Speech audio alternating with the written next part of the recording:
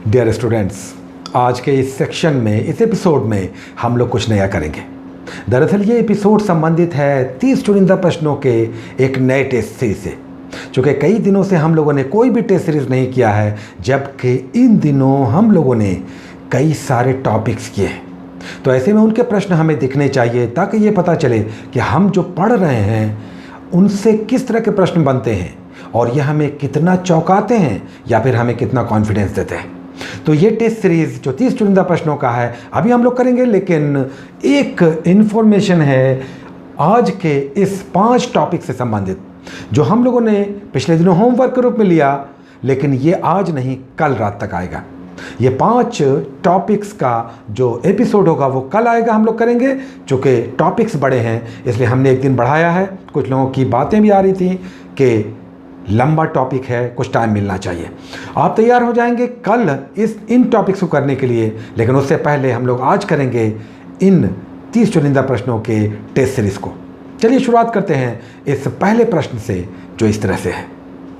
दरअसल पहला प्रश्न है कि बंगाल विभाजन के विरोध में किस दिन शोक दिवस मनाने की घोषणा हुई और रविन्द्रनाथ टैगोर के आह्वान पर रक्षाबंधन दिवस मनाया गया।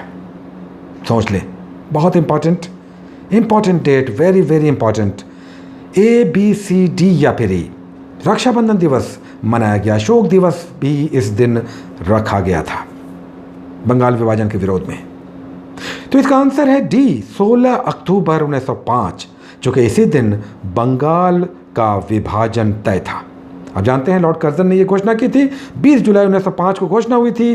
16 अक्टूबर 1905 को यह घोषणा अपने प्रभाव में आ जाना था।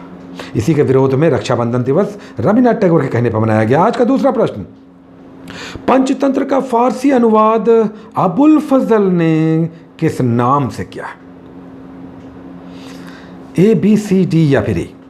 अच्छा, आगे बढ़ने से पहले आपको इंफॉर्मेशन दे दें कि इन 30 प्रश्नों में से 2 प्रश्न ऐसे हैं जिसके आंसर E ऑप्शन है, यानी 5वां ऑप्शन है। 2 प्रश्न ऐसे होंगे।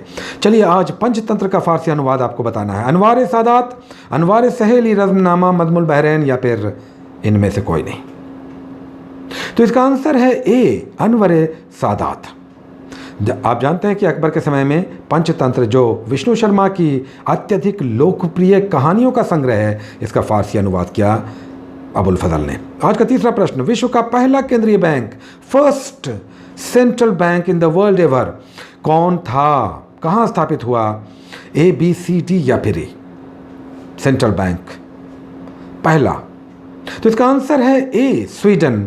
1668 में, 1668 में स्वीडन में रिक्स बैंक नाम का सेंट्रल बैंक स्थापित हुआ। विश्व का पहला केंद्रीय बैंक था। आप जानते हैं कि भारत का केंद्रीय bank reserve bank of India कहलाता है, जिसकी स्थापना 1 अप्रैल 1935 को हुई थी, जबकि अमेरिका का केंद्रीय बैंक फेडरल रिजर्व कहलाता है। आज का चौथा प्रश्न, तेज हवा और आंधी लाने वाली काल बैसाखी किस क्षेत्र की लोकल विंड है? ये साइक्लोन लाती है, आंधी लाती है, बारिश लाती है, काल बैसाखी कहलाती है। चूँकि काल बनकर आती है तो ये किस क्षेत्र की स्थानीय पवन है? ABCD या फिर E? तो इसका आंसर हो जाएगा D, पश्चिम बंगाल। पूर्वी भारत में इसका काफ़ी प्रभाव रहता है, पश्चिम बंगाल में यह काल बैसाखी कहलाती है। आज का 5वां प्रश्न, राष्ट्रीय आय यानी नेशनल इनकम का पता लगाने के लिए 1949 में, 1949 में किसकी चेयरमैनशिप में नेशनल इनकम कमेटी यानी राष्ट्रीय आय समिति का गठन किया गया? किसके अध्यक्षता में? 1949 में विश्वेश्वरैया, महालनोबिस, धर्म गाडगिल या फिर इनमें से कोई नहीं। तो इसका आंसर हो जाएगा B, महालनोबिस। PC महालनोबिस भारत के बड़े अर्थशास्त्री जिनके सुझाव पर बाद 51 में CSO, सेंट्रल स्टैटिस्टिकल ऑर्गेनाइजेशन यानी केंद्रीय सांख्यिकी संगठन की स्थापना हुई। आज का 6वां प्रश्न, चंपारण सत्याग्रह के सहयोगी निम्नलिखित में से किस राष्ट्रवादी पर लिखी गई पुस्तक है? राजकुमार शुक्ल, राजेंद्र प्रसाद, अनुग्रह नारायण सिन्हा, स्वामी सहजानंद सरस्वती या फिर इनमें से कोई नहीं। तो इसका आंसर हो जाएगा A, राजकुमार शुक्ल। आज का 7वां प्रश्न, घाट प्रभा, माल प्रभा, तुंगभद्रा निम्नलिखित में से किसकी सब्सिडियरी है यानी सहायक नदी है? सोच लें। तो इसका आंसर हो जाएगा ए, कृष्णा। कृष्णा जो दक्षिण भारत की दूसरी सबसे बड़ी नदी है, आंध्र प्रदेश के आसपास ये बहती है और ये दक्षिण की दूसरी सबसे बड़ी नदी है, जबकि सबसे बड़ी नदी गोदावरी है, दक्षिण की सबसे बड़ी नदी। तो यहाँ पर आपका आंसर हो जाएगा कृष्णा। आज का 8वां प्रश्न, निम्नलिखित में से कौन सबसे स्वीटेस्ट है? सबसे मीठी शर्करा है, शुगर है, sweetest sugar, natural. Lactose, glucose, maltose, fructose या फिर इनमें से कोई नहीं। तो इसका आंसर हो जाएगा डी, फ्रक्टोज। फ्रक्टोज ग्लूकोज से भी 1.7 टाइम्स स्वीटर है, यानी सबसे स्वीटेस्ट है। आज का 9वां प्रश्न, जल अपघटन यानी हाइड्रोलाइसिस में ऊर्जा किस रूप में लिबरेट करती है, उत्पन्न होती है? हाइड्रोलाइसिस में प्रकाश, ऊष्मा, ध्वनि, अम्ल या फिर इनमें से कोई नहीं। तो इसका आंसर हो जाएगा एसिड, अम्ल। आप जानते हैं कि हाइड्रोलाइसिस में बिजली यानी विद्युत के द्वारा जल को, पानी को तोड़कर पानी यानी H+ आयन और हाइड्रोक्साइड आयन के रूप में इसे तोड़ दिया जाता है। आज का 10वां प्रश्न, किसका जन्म दिवस संयुक्त राष्ट्र संघ द्वारा यानी यूनाइटेड नेशन ऑर्गेनाइजेशन द्वारा नॉन वायलेंस डे, अहिंसा दिवस के रूप में मनाया जाता है? निम्नलिखित में से किसका बर्थडे? ए, बी, सी, डी या फिर ए? तो इसका आंसर है बी, महात्मा गांधी। 2 अक्टूबर हर साल यूनाइटेड नेशंस के द्वारा इंटरनेशनली नॉन वायलेंस डे के रूप में मनाया जाता है। आज का 11वां प्रश्न, शिवालिक के पर्वत पदीय प्रदेश में बसा बिहार का वह जिला जहां बिहार की सबसे ऊंची चोटी स्थित है, बताना है आपको। ए, बी, सी, डी या फिर ई? तो इसका आंसर है ई, नन ऑफ दीज, चूंकि सोमेश्वर श्रेणी पश्चिम चंपारण में है, पूर्वी चंपारण में नहीं। तो यहाँ पर थोड़ा सा कंफ्यूज कराने के लिए ऑप्शन दिया गया था। इसका 5वां ऑप्शन होगा। आज का 12वां प्रश्न, आपको बताना है कि 1920 में नागपुर अधिवेशन में कांग्रेस के संविधान में परिवर्तन हुआ था, कॉन्स्टिट्यूशन में चेंज किया गया था कांग्रेस के, और तब सदस्यता शुल्क को क्या रख दिया गया था, यानी मेंबरशिप के लिए फ़ी क्या था 1920 में कांग्रेस के मेंबरशिप के लिए? 25 पैसा, 10 पैसा, 50 पैसा, 1 रुपया या फिर उनमें से कोई नहीं। तो इसका आंसर हो जाएगा ए, 25 पैसा। ये घटा दिया गया था सदस्यता शुल्क, घटाकर 25 पैसा किया गया 1920 के नागपुर अधिवेशन में। आज का 13वां प्रश्न, निम्नलिखित शब्दों में पर विचार कीजिए। आपको बताना है कि ये प्रस्तावना से संबंधित है। प्रस्तावना के ये जो शब्द हैं इनको अरेंज करना है, आपको बताना है कि इनका क्रम, सही क्रम क्या है। हम भारत के लोग, इनमें से क्या क्रम सही है? ए, बी, सी, डी या फिर ई? तो इसका आंसर है सी, 3, 2, 1, 4, यानी प्रभुत्व संपन्न समाजवादी, धर्मनिरपेक्ष जिसे पंथ निरपेक्ष भी कहते हैं, लोकतांत्रिक गणराज्य, यानी 3, 2, 1, 4। आज का 14वां प्रश्न, किसी लिफ्ट में एक व्यक्ति का भार यानी वेट, अगर लिफ्ट में वो है, उसके वास्तविक भार से, ओरिजिनल वेट से कम हो जाता है, तो ये किस स्थिति में होता है? जब वो लिफ्ट में है, वेट कम हो जाता है, एक्सेलरेशन के साथ ऊपर जा रहा हो, एक्सेलरेशन के साथ नीचे आ रहा हो, या फिर यूनिफॉर्म वेलोसिटी से ऊपर जा रहा हो, यूनिफॉर्म वेलोसिटी से नीचे आ रहा हो, या फिर इनमें से कोई नहीं। तो इसका आंसर हो जाएगा त्वरण के साथ नीचे आ रहा हो। भार आप जान रहे हैं कम हो जाएगा तभी जब लिफ्ट नीचे जाएगा, और एक्सेलरेशन के साथ, यानी बी इसका आंसर हो जाएगा, बी फॉर बॉय। आज का 15वां प्रश्न, संविधान सभा यानी कॉन्स्टिट्यूएंट असेंबली जब संविधान बन के तैयार हुई तब उस पर कितने सदस्यों ने सिग्नेचर किया था? फाइनल कॉन्स्टिट्यूशन पे नंबर ऑफ मेंबर्स ने साइन किया था? 289, 284, 273, 261 या फिर इनमें से कोई नहीं। तो इसका आंसर हो जाएगा बी, बी फॉर बॉय, 284, 284 लोगों ने अंतिम रूप से 26 नवंबर 1949 को फाइनल कॉन्स्टिट्यूशन पर साइन किया था। आज का 16वां प्रश्न, 1690 में यानी 1690 में कलकत्ता की स्थापना का श्रेय किसे दिया जाता है? कलकत्ता शहर की स्थापना captain William Keith, William Hedges, George Charnock, Robert Clive या फिर इनमें से कोई नहीं। तो इसका आंसर हो जाएगा सी, जॉर्ज चॉर्नॉक, जिसे जॉब चॉर्नॉक भी कहते हैं। दरअसल औरंगज़ेब का इस समय शासन था। औरंगज़ेब की आज्ञा मिलने के बाद 1690 के दशक में जॉब चौर्नॉक ने गोविंदपुर, कालीकाता और सूतानाती नाम के 3 गांव को खरीद कर बल्कि उसकी ज़मींदारी ले ली मात्र 12,000 रुपया पे करके, जो बाद में एक बड़ा शहर कलकत्ता के रूप में विकसित हुआ और यहीं पर फोर्ट विलियम की भी स्थापना हुई, जिसमें फोर्ट विलियम कॉलेज भी खुला था। 17वां प्रश्न, मूल अधिकार के उल्लंघन पर रिट जारी करने की प्रक्रिया किस देश के संविधान से ली गई है? जो रिट सुप्रीम कोर्ट 5 प्रकार के जारी करता है, यह किस देश के संविधान से प्रेरित है, इंस्पायर्ड है? ABCD या फिर E? तो इसका आंसर हो जाएगा E, 5वां ऑप्शन, चूंकि ये ब्रिटेन के संविधान से लिया गया है, रिट जारी करने की प्रक्रिया। 18वां प्रश्न, यदि A ब्लड ग्रुप वाले मर्द का विवाह AB ब्लड ग्रुप वाली महिला से होता है तो संतान का ब्लड ग्रुप यानी बच्चे का ब्लड ग्रुप निम्नलिखित में से एक कौन नहीं होगा? 3 तो होगा लेकिन एक नहीं होगा। देख लें, सोच लें। तो इसका आंसर हो जाएगा D, O ब्लड ग्रुप तब बच्चे में नहीं आएगा। तो ये आपको इंपॉर्टेंट क्वेश्चन था। 19वां प्रश्न, पेडागोगी किसका अध्ययन किया जाता है? पेडागोगी में स्टडी ऑफ पेडागोगी किससे संबंधित है? ABCD या फिर E?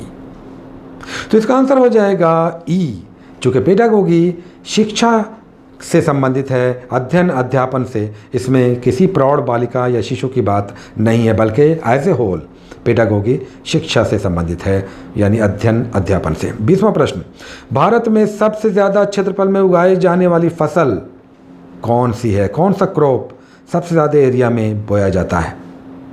सोच लें। तो इसका आंसर हो जाएगा A, धान यानी पैडी, चावल भारत में सबसे अधिक क्षेत्र में बोया जाता है। 21वां प्रश्न, निम्नलिखित में से किस अर्थव्यवस्था का कौन सा घटक यानी पार्ट नेशनल इनकम कहलाता है? GDP, NDP, GNP, NNP या फिर इनमें से कोई नहीं? सोच लें, इंपॉर्टेंट क्वेश्चन है। तो इसका आंसर हो जाएगा D, NNP यानी नेट नेशनल प्रोडक्ट। आप जान लें कि NNP को अगर जनसंख्या से भाग दे देंगे तो पर कैपिटा इनकम निकल जाता है। 22वां प्रश्न, बिहार में सबसे पूर्व में बहने वाली नदी, सबसे ईस्ट में कौन सी नदी बहती है? आपको बताना है। कोसी, घाघरा, महानंदा, चंदन या फिर इनमें से कोई नहीं? तो इसका आंसर हो जाएगा C, महानंदा, सबसे ईस्ट में गंगा की सहायक नदी। आज का 23वां प्रश्न, सुभाष चंद्र बोस जब 1941 में देश से बाहर भेष बदल कर निकले तो उन्होंने अफगानिस्तान में कौन सा नाम अपना रख लिया था? नाम उन्होंने बदल लिया था, पेशावर होते हुए देश को उन्होंने छोड़ा था। यहाँ पर उन्होंने क्या नाम रख लिया था? ABCD या फिर E? तो इसका आंसर हो जाएगा C, ज़ियाउद्दीन। अंततः जाकर वो हिटलर से जर्मनी में मिले और भारत से बाहर रहकर राष्ट्रीय आंदोलन को एक नई दिशा दी। 24वां प्रश्न, 1905 में लंदन में इंडिया होम रूल सोसाइटी की स्थापना किसने की थी? 1905 में ABCD या फिर E? तो इसका आंसर हो जाएगा A, श्याम जी कृष्ण वर्मा। ये गुजरात से थे और लंदन में रहकर राष्ट्रीय आंदोलन को सांगठनिक शक्ति दे रहे थे। इन्होंने इंडियन सोशलिस्ट नाम की मैगजीन भी निकाली और इंडिया हाउस नाम का एक गेस्ट हाउस बनाया ताकि राष्ट्रवादी भारतीय वहां रह सकें। 24 के बाद 25वां प्रश्न, निम्नलिखित में से कौन सा पदार्थ यानी सब्सटेंस मेटल होते हुए भी इलेक्ट्रिसिटी का बैड कंडक्टर है, यानी विद्युत का कुचालक है? धातु निम्नलिखित में से ABCD या फिर E? तो इसका आंसर हो जाएगा C, लेड। पारा भी हल्का कंडक्टर है, बहुत अच्छा गुड कंडक्टर नहीं है, लेकिन ये टोटली बैड कंडक्टर नहीं है। यहाँ पर सीसा सबसे अधिक कुचालक है। आज का 26वां प्रश्न, ब्रिक्स देशों का, अब करंट अफेयर्स के प्रश्न आ चुके हैं। 5 प्रश्न हम लोग करंट अफेयर्स के भी यहाँ पे कर रहे हैं। ब्रिक्स देशों का तीसरा फिल्म समारोह कहाँ आयोजित हुआ? ABCD या फिर E? ये करंट का बड़ा क्वेश्चन है, यहाँ अभी आपको दिखेगा। तो इसका आंसर हो जाएगा B, दक्षिण अफ्रीका, डरबन में ये आयोजित हुआ है। आप जान लें कि अभी ब्रिक्स का शिखर सम्मेलन जोहान्सबर्ग दक्षिण अफ्रीका में आयोजित हुआ है और जहाँ भी शिखर सम्मेलन होता है अब 3 बार से ये हो रहा है कि ब्रिक्स का फिल्म समारोह भी होता है। तो ये डरबन में दक्षिण अफ्रीका में आयोजित हुआ है। आप जान लें कि ब्रिक्स यानी Brazil, Russia, India, China, south Africa 5 देशों का एक संगठन है। 2009 में इसका पहला शिखर सम्मेलन रूस में हुआ था और उसके बाद से लगातार इस तरह के सम्मेलन हो रहे हैं। इसका हेडक्वार्टर चाइना में है। 27वां प्रश्न, global innovation index 2018, innovation index में भारत का स्थान। बड़ा क्वेश्चन, बीपीएससी में पिछली बार भी एक इंडेक्स आया था, हर बार एग्जाम में एक इंडेक्स दिखता है। तो यहाँ पर वीपो, world intellectual property rights organisation, जो संयुक्त राष्ट्र की एक संस्था है, उसने ये जारी किया है ग्लोबल इनोवेशन इंडेक्स, यानी नवोन्मेष, नई आइडियाज़ को कौन सा देश सबसे ज़्यादा प्रस्तुत करता है। तो भारत का यहाँ पर आपको पोजीशन बताना है कौन सा, 2018 का, अभी जस्ट 1 महीने पहले ये जारी हुआ है। तो इसका आंसर हो जाएगा 57 यानी 57, जबकि टॉप पोजीशन पे स्विट्जरलैंड है। चाइना 17वें पोजीशन पे है, लंबी छलांग उसने लगाई है जिसकी काफ़ी चर्चाएं हो रही हैं। 28वां प्रश्न, गांधी वे वर्ष जिसने दुनिया को बदल दिया, 1942 to 48 के लेखक कौन है। बहुत इंपॉर्टेंट बुक आई है, ABCD या फिर ए। तो इसका आंसर हो जाएगा ए, रामचंद्र गुहा। आप जानते होंगे कि रामचंद्र गुहा बड़े हिस्टोरियन हैं और इनकी ये बड़ी महत्वपूर्ण बुक जो सामने आई है, इसका नाम हमें ध्यान में रखना होगा। 29वां प्रश्न, हाल ही में पश्चिम बंगाल विधानसभा ने राज्य के किस नए नाम को लेकर रेजोल्यूशन पास किया है। अब नाम बदल जाएगा पश्चिम बंगाल का, ये कौन सा नाम होगा। बंगाल, बांग्ला, बंगराज, बांगो या फिर इनमें से कोई नहीं। तो इसका आंसर हो जाएगा बांग्ला, यानी तीनों फॉर्मेट में, इंग्लिश, बांग्ला और हिंदी, तीनों में ये बांग्ला कहलाएगा। 30वां और अंतिम प्रश्न, सेंट्रल पॉल्यूशन कंट्रोल बोर्ड ने किस भारतीय शहर को सबसे प्रदूषित शहर घोषित किया है। केंद्रीय प्रदूषण नियंत्रण बोर्ड ने निम्नलिखित में से कौन। अभी हाल ही में जारी हुआ कुछ दिन पहले, कानपुर, गुड़गांव, गाजियाबाद, लखनऊ या फिर इनमें से कोई नहीं। तो इसका आंसर हो जाएगा गुड़गांव। गुड़गांव भारत का सबसे प्रदूषित शहर है केंद्रीय प्रदूषण नियंत्रण बोर्ड के हिसाब से। यहाँ आप जान लें कि वर्ल्ड हेल्थ ऑर्गेनाइजेशन यानी WHO ने विश्व में भारत में सबसे प्रदूषित शहर के मामले में कानपुर को जगह दी है। तो कानपुर भारत का WHO के अनुसार सबसे प्रदूषित शहर है, जबकि केंद्रीय प्रदूषण नियंत्रण बोर्ड जो भारतीय संस्था है उसके अनुसार गुड़गांव भारत का सबसे प्रदूषित शहर है। 2018 में हाल ही में ये रिपोर्ट्स आए हैं, इस पर हमें ध्यान रखना चाहिए। तो आज आपसे इस एपिसोड के लिए यहीं पर इजाज़त लेंगे। बहुत जल्द एक नया एपिसोड आएगा, आप कैलकुलेट करें। उम्मीद है आपने अच्छा स्कोर किया होगा। अपना ध्यान रखें, लगातार मेहनत करते रहें, एग्ज़ाम इस बार निकालना है चाहे जो हो जाए। Take care.